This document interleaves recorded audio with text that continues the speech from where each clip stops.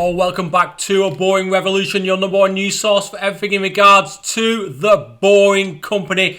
Back with another live stream, important episode. Wanted to talk about the Boring Company, how it progresses into that multi-billion dollar company.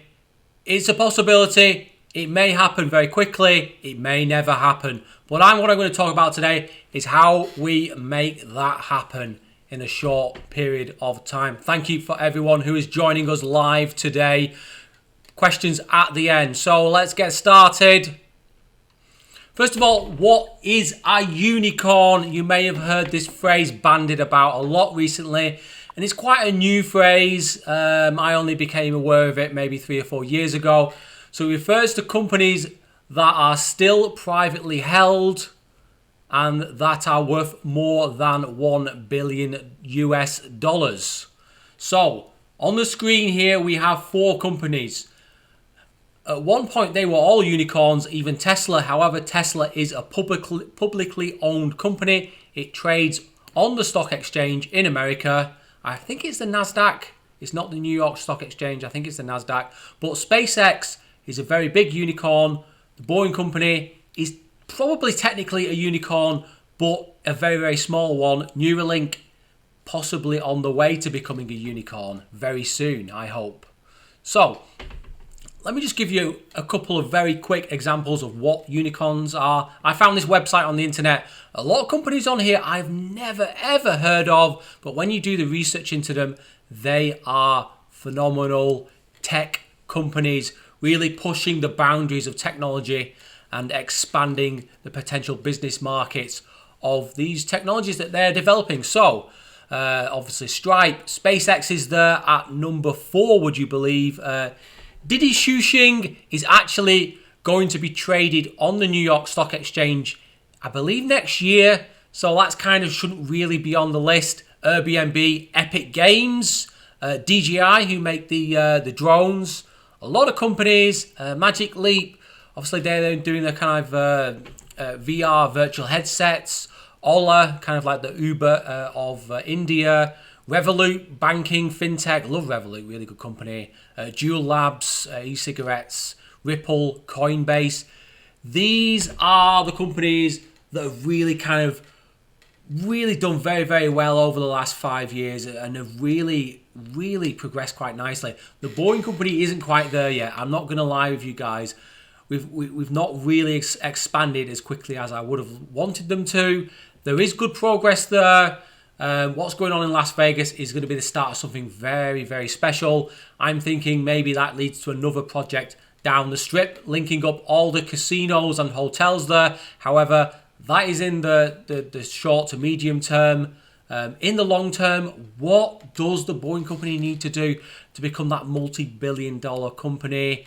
Possibly over $8 billion in valuation. There's a lot to do. Really, the Boring Company hasn't even really started yet. Number 1 on my list, certainly in the next 5 years, is developing cutting-edge technology. Now, they can either develop it themselves or acquire other patents. That's fine, but they have got to develop cutting-edge technology because the TBMs that are operating at the moment in Las Vegas are not really doing anything different from previous TBMs that have been developed in the last 20 years. There really is nothing really special to them in terms of how they're operating. Maybe have slightly more power than previous TBMs, but in terms of how they build the tunnel itself, how they assemble the precast concrete segments, it's not really blowing me away, guys. I'm not going to lie to you. What sort of cutting edge technology are we talking about here? Well, number 1 on the list, how do you extract spoil from the excavation chamber and take it out of the tunnel in double quick time? That is quite a difficult problem. Now, the Boring Company are currently exploring this narrow gauge railway opportunity where maybe they have a track going in and a track going out. They have various switch points in the tunnel so they can bring in the various materials they need, but also extract all the spoil as quickly as it is being produced. So they would need multiple trains that are autonomous. That technology is available at Tesla, probably can be acquired for the Boring Company. So how can they extract that spoil from the tunnel at fairly high speeds in excess of 25 miles per hour. If they have enough trains, if they have enough space to store that spoil and extract it quickly, in terms of how that all works, that needs to be developed, that technology. They also need a system that can install the prefabricated concrete segments or maybe prefabricated steel segments, however they intend to go. How do they intend to manufacture those steel segments? That is all included in this developing cutting edge technology. In terms of assembling concrete prefabricated segments, they need to have a system that can assemble one prefabricated concrete segment every 30 seconds, at least, if not quicker than that. If they can do that, that's 120 concrete segments per hour, which is more than enough to achieve 40 meters. If they need to, they can break that. But I think at the moment, the target for 5 years should be beating 40 meters per day, and that is the average over the course of an entire project. So if an entire project lasts a year, for those 365 days, they need to be achieving 40 meters per day. Because you're going to have good days, you're going to have bad days. The average needs to be above 40 meters per day. The majority of the cutting edge technology is going to be inside the TBM. That TBM needs to be something from some kind of sci-fi fiction novel. It really, really does. Okay, the next part is actually having some physical infrastructure that the Boring Company owns in its entirety. If they need to lend money to do that, that's fine, but they need to own the entirety of that tunnel. The tunnel network itself needs to be at least 16 miles, at least. So that includes a dual tunnel system. So if it's 8 miles northbound, 8 miles southbound, that combines to 16 miles. So it needs to be bigger than that. They need to own it in its entirety. That would give them the space to grow and expand the company and to run regular fleets of vehicles and therefore bring in a sizable income, which helps them in their path to becoming a behemoth. Hire world-class engineers. Now, I wanted to put this second, but I think having that physical infrastructure there is probably slightly more important. But I cannot stress enough, it's difficult to find world-class engineers, especially in the construction sector. Mechanical engineers, electrical engineers, they're difficult to come across. We're really going to have to put incredibly high wages to attract that talent and give them the freedom to develop the technology they want to work on. They need to hire hundreds of world-class engineers over a very short period of time. Certainly in the next 2 to 3 years, they need to hire many hundreds of them. And we're not talking just about from the USA. We need to look to Europe, South America, Middle East, China, especially China. Think of how many engineers there are available, world-class civil engineers that could come and work for the Boring Company. That needs to happen relatively quickly. That's probably one of the easiest problems that we have here on our list. They need to purchase 1,200 AVs from Tesla. Once they have that kind of number of AVs, each one of those pods can develop them, can generate, at least $40,000, if not more, revenue per year. So that is a good, sizable fleet of vehicles that can have a sizable impact on any one city. So somewhere like Las Vegas, if you have a big tunnel network over 16 miles and 1,200 AVs, that's going to generate a lot of income. That's going to take a lot of money from Uber, the various taxi startups. That's going to take people off the monorail. That's going to work 24/7 as well. So it can work out of the tunnel as well as in the tunnel. That is going to generate a lot of income for the Boring Company. That's going to attract a lot of investment. People are going to look at that and say, whoa, the Boring Company is dominating in Las Vegas, 1,200 AVs.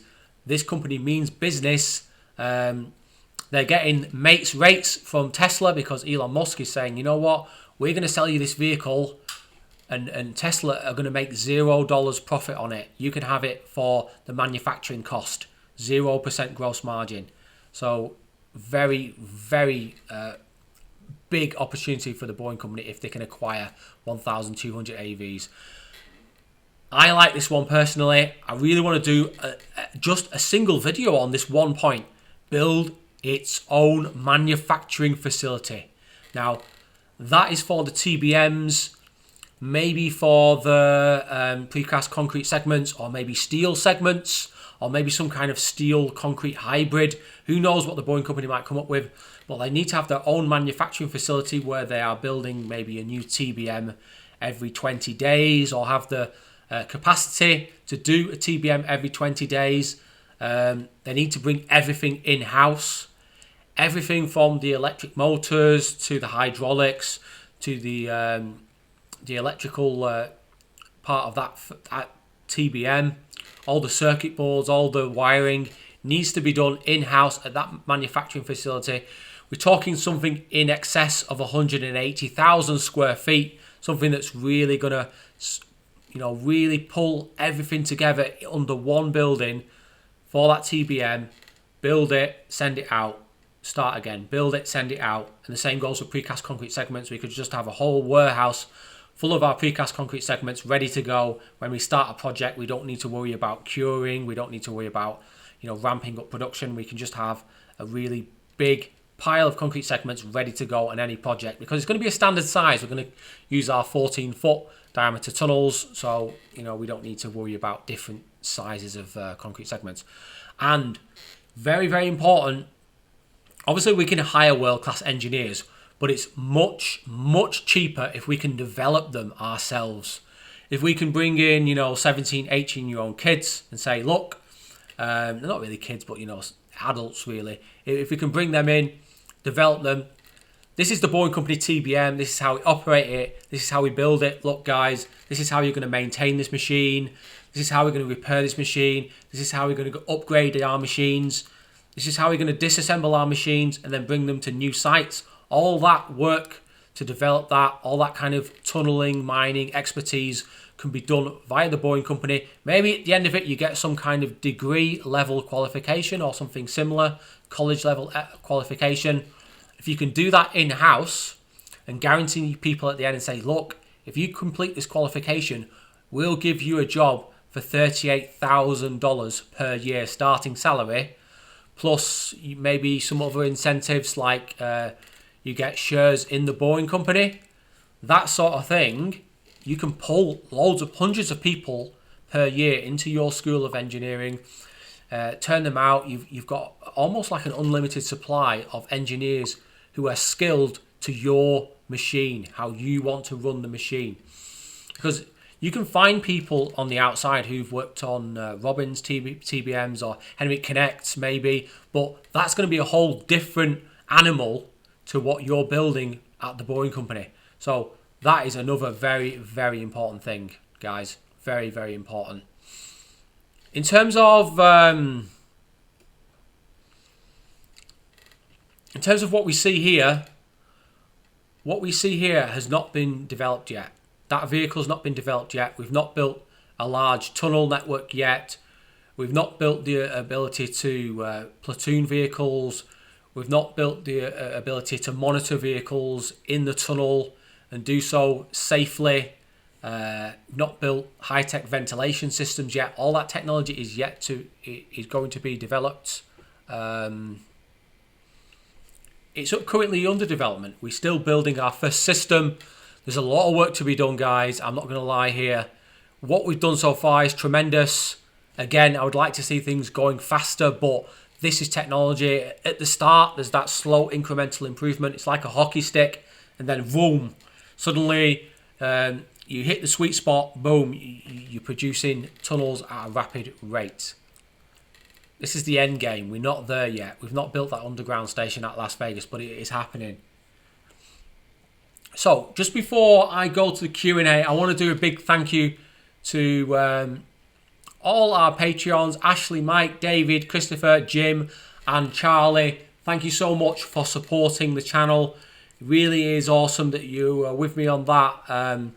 If you have questions about the channel, if you have ideas for videos, If you have things that you want to talk about, I am here to basically repay you back for your faith in this channel and your appreciation for the videos that I am making. Thank you so much, guys.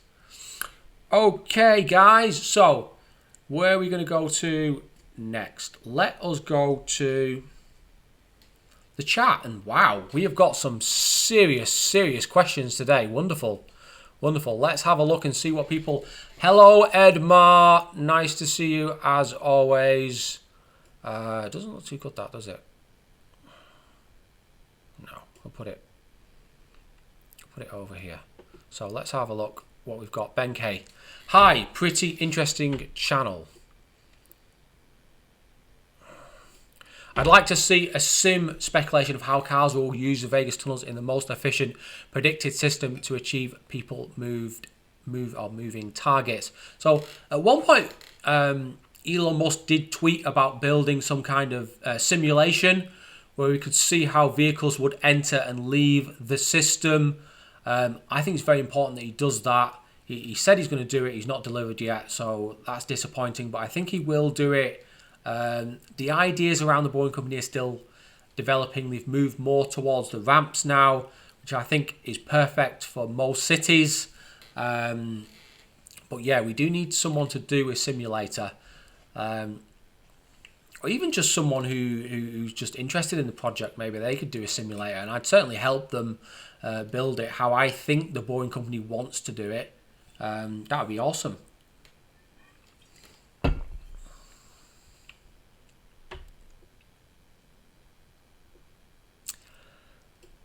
Yeah, so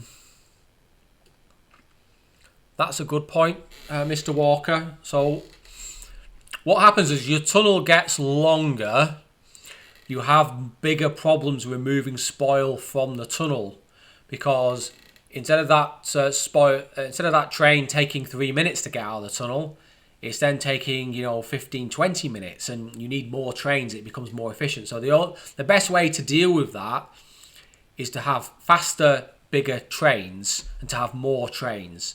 You don't necessarily need to have 10 trains, but you need to have at least 4 or 5 trains, and they need to be capable of doing at least, I don't know, you probably need maybe 30-40 miles per hour. Maybe more than that. I'm not entirely sure. You'd have to have some kind of system at the end as well, because just driving the train outside the tunnel is not the end process.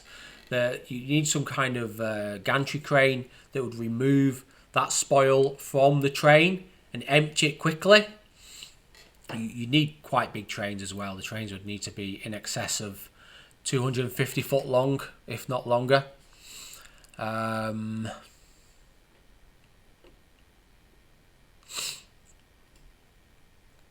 so good question. So no, it wouldn't.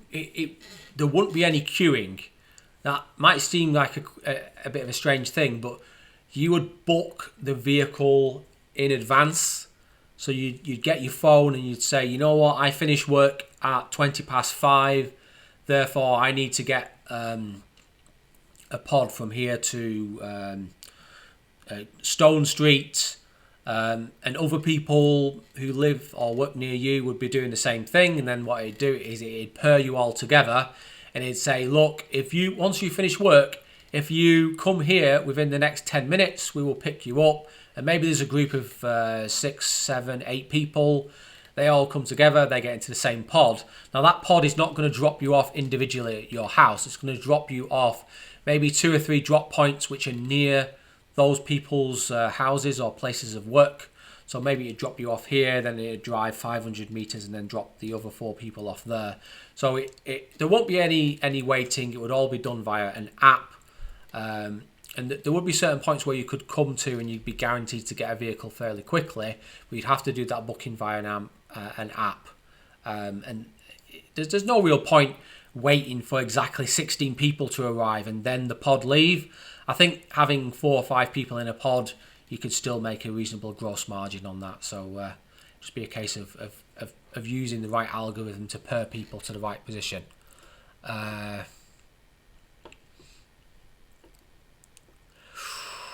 It's a good question, Mr.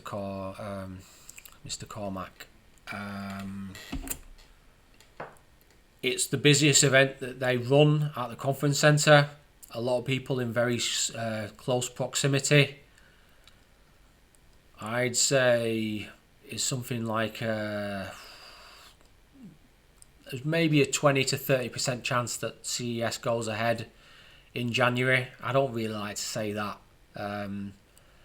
It would really spoil things if it was cancelled, but it's a very high probability, well, not a reasonably high probability it will get cancelled. That's just disappointing, but that's the way the world is at the moment. It's going to affect everything. It's going to affect public transport as well. As you think how many people get on a train, and you've got 200, 300 people in a carriage standing up, sitting down together. That has now become really a bit of a taboo subject, in that that's not really safe anymore in the current climate. So are you going to have people queuing up outside train stations? Are they going to limit 100 people per carriage, 50 people per carriage? The rail industry is struggling to make money anyway. Never mind if you're only filling trains half full. You're going to get a lot of train companies going bankrupt. Absolutely. So, would anyone like to ask me any more questions? If not, I will end the live stream. But just to summarise today's video, the Boeing company is already a unicorn, very small one. If they want to become the next Coinbase or the next SpaceX or the next Ola Cabs, they need to do various things. The most important thing is developing the technology, building the infrastructure and owning it, and having a very high level of talent, winning those projects, and also having their own school of engineering and having their own manufacturing facilities. If they do at least 4 out of 5 of those things, I think they will be an $8 billion company in under 5 years. I mean, it'd be interesting to see what you guys think. Do you think in 5 years that the Boeing company will be an $8 billion company? Do you think they'll be a $4 billion company, $20 billion company, $40 billion company? I mean, what do you think, guys? Do you think they're going to be as big as SpaceX? Do you think that 8 billion is a bit of a crazy idea or a crazy number to put on it? I mean, it's difficult to value anything these days, especially in current times. Yes. So since all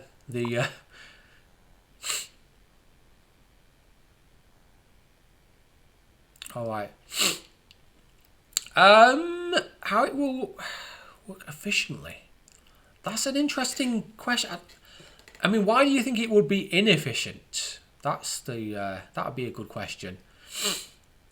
So I think Las Vegas will be kind of a bit of an anomaly.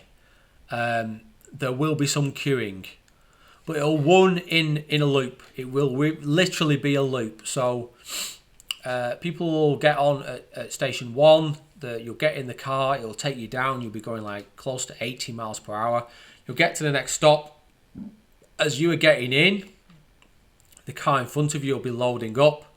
Then that'll go off. Then the other car will move forward 20 foot. Another 10 people will get in. Then that'll shoot off. As soon as that's shooted off, another car will be coming up behind it. In Las Vegas, we're talking close to, we're probably over 100 vehicles, maybe 120 vehicles will be running in and around in that loop at any one time. Be extremely efficient, battery-powered electric vehicles, powered mostly by sunlight. They'll be running essentially in a very straight line for most of the route at a set speed. I don't think they'll be platooning yet. But if you've looked at the Model Y in terms of how efficient it is to drive that vehicle at high speeds, you just really can't beat a Model Y for efficiency for an electric vehicle, for any kind of vehicle that you use on the road. It really is super efficient. And remember, there's no driver. it's going to be autonomously driven. So you're not paying someone, you know, $35,000, $40,000 a year just to drive a car. Okay, guys, I am done. Hello, Johnny B. Very, very late to the party, I'm afraid. I'm just about to finish. But as always, a great pleasure to see you on the channel. Thank you, everyone. Thank you. And just to say, don't be boring. Stay safe, guys. Look after yourself. You know, keep yourself busy during these times. And hopefully in the next, 5 to 6 weeks, we will be back out on the streets, living life to the full. Thank you all for joining me. And I hopefully see you soon for the next live stream. Thank you, everyone, and goodbye. Goodbye, everyone.